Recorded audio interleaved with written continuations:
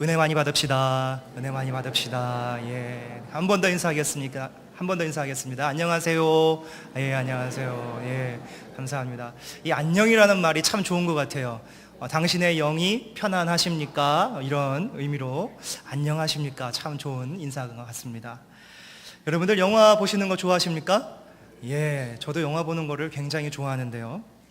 영화를 볼때 주인공으로 전개되는 그러한 스토리를 볼 뿐만이 아니라 조연으로 등장하는 사람들을 유심히 보고 있으면 참 재미가 있습니다.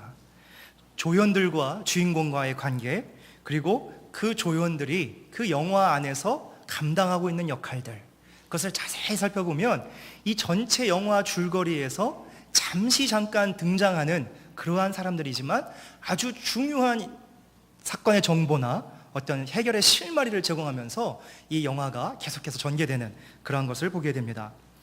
그들은 잠시 잠깐 2, 3분 정도 나왔다가 그냥 사라지고 맙니다. 그런데 이들이 이 영화 한 편에서 차지하는 그러한 중요성은 이 전체 영화에 있어서 가장 또 비중 있는 역할을 감당하기도 한다는 것입니다. 성경 말씀에도 보면 메인 캐릭터 같은 모세, 노아, 야곱, 요셉 이런 유명한 사람들도 있지만 그 이면에서 그 하나님의 구속사에 함께 동참해서 잠시 잠깐 등장하지만 아주 귀한 사명을 감당하고 사라지는 그러한 인물들을 종종 보게 됩니다. 오늘 성경 말씀 속에서 다윗의 이야기를 우리가 읽다 보면 이 다윗의 중심으로 이루어지는 사건들 가운데 조연처럼 등장하는 사람들이 있다라는 것입니다. 그들이 주옥같이 빛나고 있는데 우리는 성경을 너무 그냥 읽다 보니까 그들을 잊고 그냥 간과하고 지나갈 때가 좀 있습니다. 그들은 잠시 잠깐 등장하지만 이 다윗의 삶에 있어서 아주 중요한 역할을 하는 그러한 모습으로 나타나고 있습니다. 이러한 자들의 모습을 살펴보면 재미도 있고요, 감동도 있고요, 교훈도 얻을 수도 있고요, 또 깨달음도 얻게 됩니다. 이 다윗의 아들 압살롬의 반역이 있었습니다. 아버지 다윗은 피난길에 오르게 됩니다. 그를 따르던 무리들 가운데 이방인들이 있었습니다. 다윗은 그들에게 돌아가라고, 너희 고향 땅으로 돌아가라고 이야기를 했습니다. 그런데 그 다윗의 권고를 뿌리치고 이방 사람으로서 내가 다윗 왕과 끝까지 함께 하겠다라고 결심을 나타내 보였던 자가 이때라는 사람이 있었습니다. 잠시 잠깐 나타나는 인물이지만 그의 모습을 통해서 우리는 어떻게 신앙생활을 해야 될지를 배울 수 있게 되는 것입니다. 믿음에 대한 한결같은 마음, 진리를 따라가고자 하는 그러한 마음, 그리고 교회를 향한, 그리고 주님을 향한 충성스러운 마음이 우리는 그러한 모습 가운데서 배울 수 있는 요소가 되는 것입니다. 또한 다윗 왕이 권경에 처했을 때, 고난에 처했을 때 이 아무 힘도 없었던 그 다윗을 배려하는 마음 속에서 성도와 성도 간에, 그리고 또 사랑과 위로와 따뜻한 격려로 함께 해야 한다는 것도 그러한 모습 가운데서 우리는 배울 수 있게 되는 것입니다. 이렇듯 다윗의 주변에는 참으로 훌륭하고 신의를 지켰던 그러한 수하들이 있었음을 바라보게 됩니다. 이러한 자들이 다윗의 주변에 있었다는 것은 결국 여호와 하나님 한 분만을 잘 섬겼던 그 다윗의 믿음, 다윗의 신앙에 기인한다라는 것을 우리는 알 수 있습니다. 하나님이 다윗에게 주신 축복 가운데 한 가지가 바로 이렇게 주변에 좋은 사람들을 만나게 하셨다라는 사실입니다. 2011년도에 제가 목사 안수를 받았습니다. 목사 안수 예식을 마치고 이제 숙소에 돌아왔는데 아버지께서 이제 기도를 받았어요. 무릎을 꿇고 아버지께서 머리 위에 손을 얹어주시고 기도를 해주시는데 기도의 내용이 이랬습니다. 다윗의 삶과 같이 환난이 다가온다라도 피할 길을 내게 해달라, 그런 기도를 해주셨고, 좋은 동역자를 만나서 하나님의 나라가 확장되는 일에 그들과 함께 사용되어지게 해달라고 우리 아버지께서 기도를 해주셨습니다. 저 혼자 열심히 사역하라는 것이 아니라 함께 동역하면서 하나님의 나라를 이끌어가라라는 그러한 기도를 해주셨던 그러한 기도의 기억이 생각이 납니다. 좋은 사람을 만나는 일, 그리고 그렇게 그것은 하나님께서 베푸시는 축복 가운데 한 가지라는 사실을 우리는 알 수 있습니다. 오늘 본문 말씀 속에서도 다윗은 하나님의 섭리 가운데 또 다른 좋은 한 사람을 만나는 장면이 나타나고 있습니다. 31절에 오늘 본문의 말씀해 보니까 길르앗 사람 바르실레라는 사람이 등장을 하고 있습니다. 이 바르실레라는 이름의 뜻을 살펴보니까 무쇠처럼 강하다라는 의미가 있습니다. 성경에서는 그를 길르앗 사람이다라고 말씀을 하고 있습니다. 이 길르앗은 현재 요르단 북부 지역의 전체를 말하는 것인데요, 당시에 다윗 왕이 다스리던 시대에는 이스라엘 요단강 동편 지역을 뜻하는 것이었습니다. 그리고 이 지역은 북방과 인접해 있기 때문에, 북방의 이방 나라와 인접해 있었기 때문에 이방 민족의 침공이 자주 있었던 그러한 장소였습니다. 다윗의 통치 중에는 암몬 사람들과 이 지역에서 분쟁이 촉발되게 됩니다. 그리고 길르앗과 그 주변이 전쟁터로 변하게 됩니다. 결국에는 암몬 족속을 완전하게 굴복시키는 계기가 되었던 장소가 이 길르앗이라는 지역입니다. 이 바르실레는 이 길르앗 지역에서 부요한 사람으로 통하고 있었습니다. 다윗의 통치 아래 북방 변두리 지역에도 평화를 찾았습니다. 그리고 정치와 경제 모두가 안정되는 그러한 시기였기 때문에 이 바르실레도 자신이 살고 있던 그 길르앗 지역에서 풍요로운 삶을 살고 있게 되었던 것입니다. 그런데 오늘 이 본문에 등장하는 바르실레는 다윗과의 대면이 처음이 아니었습니다. 다윗이 아들 압살롬의 반역으로 인해서 도피 생활을 할 때, 피난길을 떠났을 때, 다윗이 길르앗 지역의 마하나임이라는 곳에 머물렀을 때 이 피난길에 오른 다윗과 일행들이 모두 지치고 또 배가 고프고 허기지고 또 힘든 그러한 상황 속에 있을 때 생각지도 않았던 사람들을 만나게 되었는데 바로 이 바르실레라는 사람을 만났던 것입니다. 그때 다윗의 일행을 선대하고 섬겼던 자들의 이름이 사무엘하 17장 27절에 나타나고 있는데요, 제가 읽겠습니다. 다윗이 마하나임에 이르렀을 때에 암몬 족속에 속한 랍바 사람 나하스의 아들 소비와 로데발 사람 암미의 아들 마길과 로글림 길르앗 사람 바르실레가 라고 나타나고 있습니다. 17장 28절 29절에서는 그들이 어떻게 도왔는지에 대해서 이야기를 하고 있습니다. 17장 28절입니다. 침상과 대야와 질그릇과 밀과 보리와 밀가루와 볶은 곡식과 콩과 팥과 볶은 녹두와 꿀과 버터와 양과 치즈를 가져다가 다윗과 함께한 그 백성으로 먹게 하였다라고 기록하고 있습니다.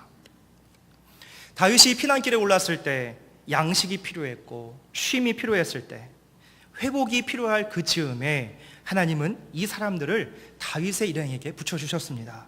그리고 그들을 마음을 다해서 섬길 수 있도록 허락하셨던 것입니다. 17장 29절 하반절의 말씀해 보니까 이렇게 기록하고 있습니다. 저희 생각에 백성들이 들에서 시장하고 곤하고 목마르겠다 함이더라. 바르실레는 그 길르앗 지역에서 굉장히 부유한 사람으로 통하고 있었습니다. 자신이 가지고 있는 전부를 들여서라도 이 다윗의 일행을 도와주고 싶어하는 그러한 마음이 이 바르실레에게 있었습니다. 이렇게 정성으로 필요를 공급하게 되면서 다윗과 그 일행들은 회복을 하기 시작합니다. 전열을 가다듬었습니다. 그리고 예루살렘으로 환궁하기 위해서 그곳에서 준비하고 회복되어지는 그러한 시간을 갖게 되었습니다.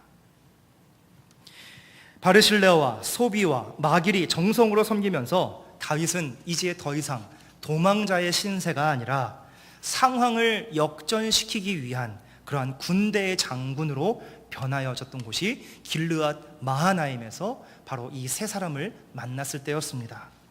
그리고 아들 압살롬과의 전쟁이 시작되게 됩니다.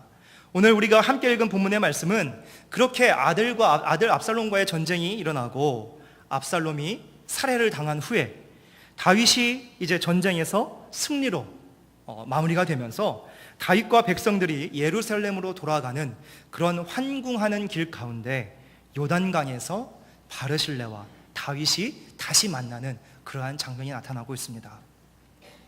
다윗은 자신이 환난에 처했을 때 도움을 주었던 이 바르실레에게 은혜를 갖고자 이렇게 제안합니다. 내가 어려웠을 때 신세를 줬어. 내가 이제 그 은혜를 갚으려 하오니 나와 함께 예루살렘으로 갑시다. 하나님이 선택하신 왕이었습니다. 하나님이 다윗에게 승리를 허락하여 주셨습니다. 그리고 왕은 기쁨으로 이 제안을 바르실레에게 하고 있습니다.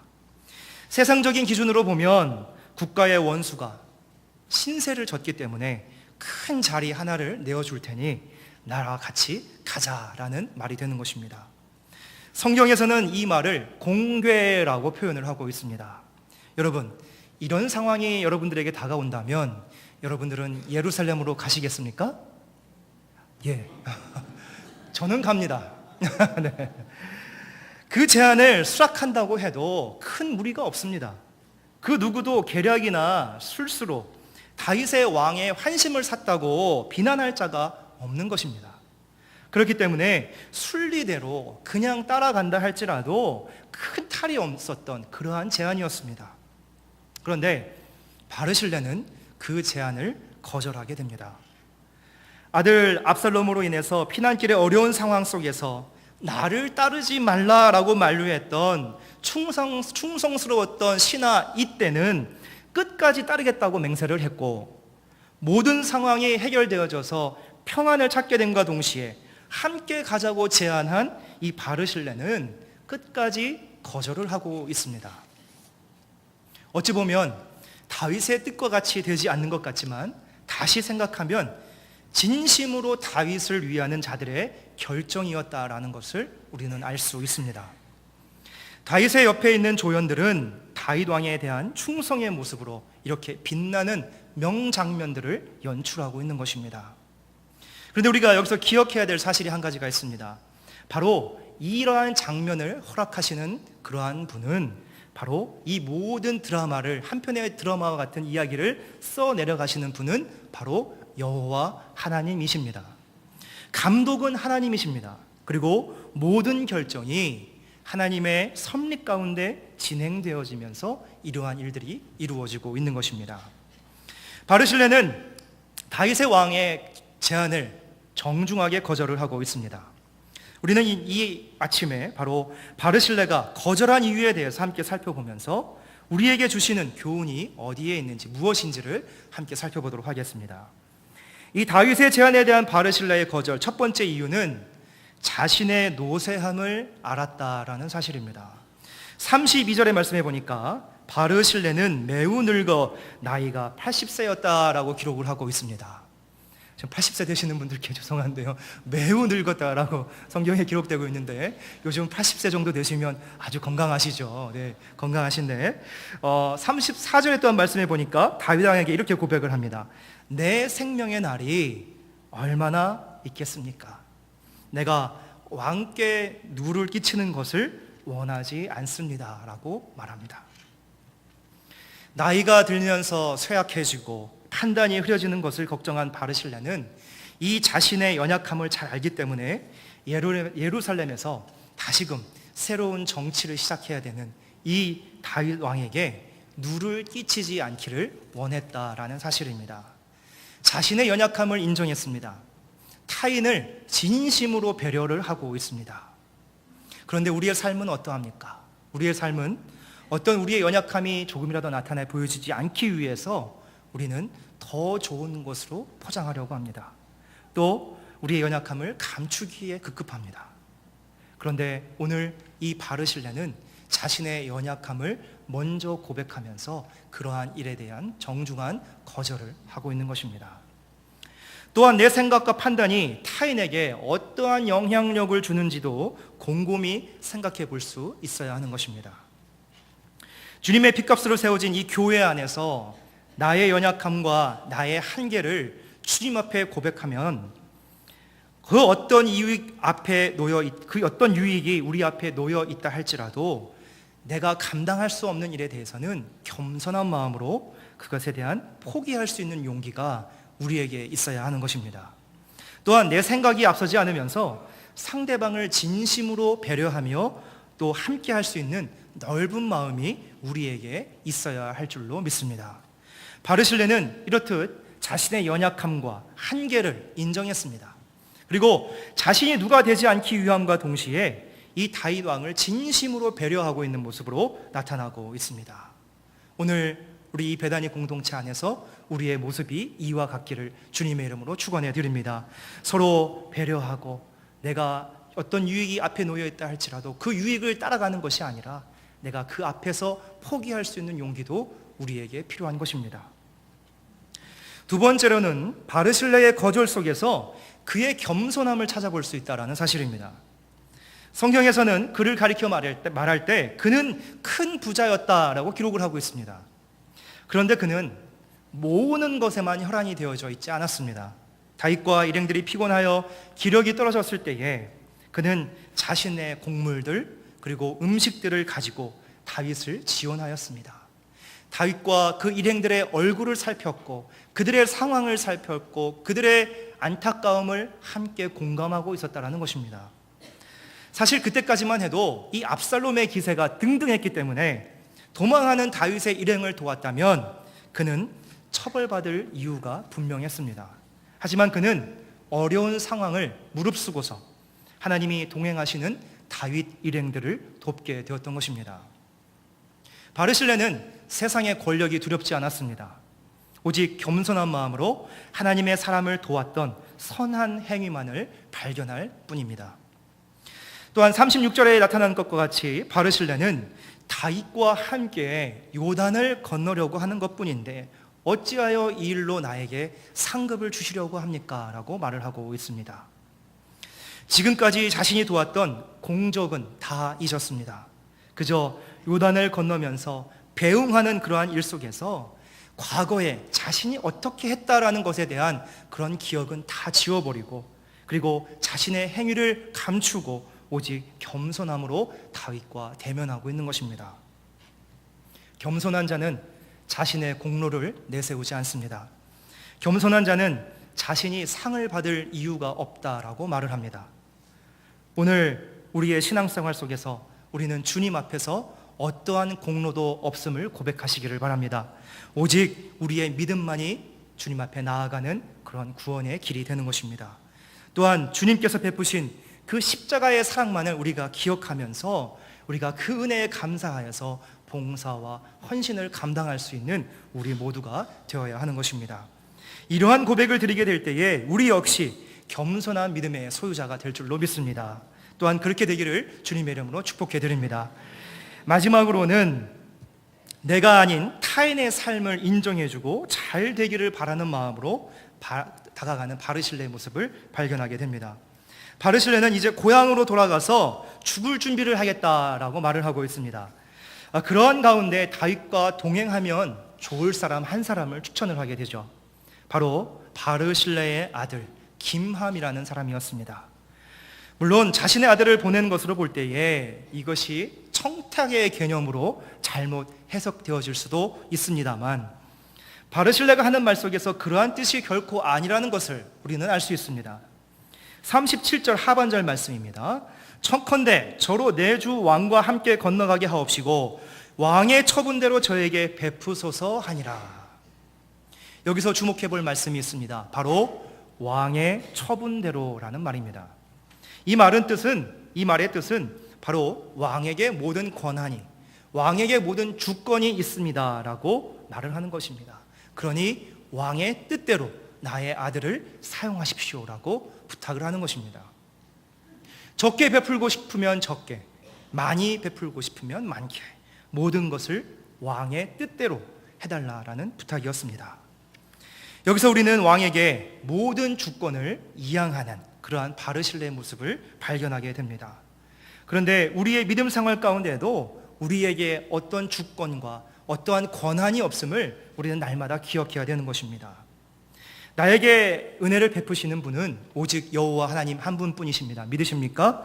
따라서 우리의 고백이 나의 주권과 나의 권한은 하나님께 있사오니 나의 삶을 이끌어 주옵소서라는 믿음의 고백이 우리에게 있어야 한다는 사실입니다.